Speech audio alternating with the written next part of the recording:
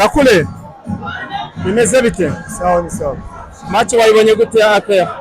Match yari nziza urebye uko abantu bari babyiteze ntago ariko byagenze.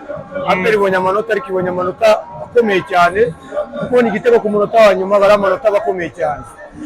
Wari uzi ko APR iri buze koroherwa nk'ibisanzwe ni match cyangwa wari uzi ko n'ubundi biri buze gukomera? Match uko mu mitwe y'abafana ibivugwa ntago ariko mu kibuga byagenze akenshi babazi ko Marine ikunda korohera APR ikayirekera amanota uyu munsi. Marine yari ibyo bintu yari yabihinduye, habaye ikibazo cya resistance nke ibayo na experience, nicyo kintu kibaye bituma APR itsinda Marine. Penalty imwe Marine muri half time wayivuga iki? Uriya penalty nta kintu nayivuga bite ko aba ari umwanzuro w'umusifuzi, ni ibintu tuba tugomba gusubiza inyuma tukareba, tuzareba amashusho neza turebe niba yariyo wenda atariyo, kuko twe turi kure, twe turi nk'abantu bari kurebera kure.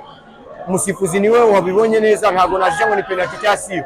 Umutoza Yves kuri remplacement akoze ubwo yakuragamo Ndombe nimero 10 rwasonze APR hagati bikaza no gutuma ari naho igitego cya kabiri kinyuze ko banyuze hagati banashotera hagati.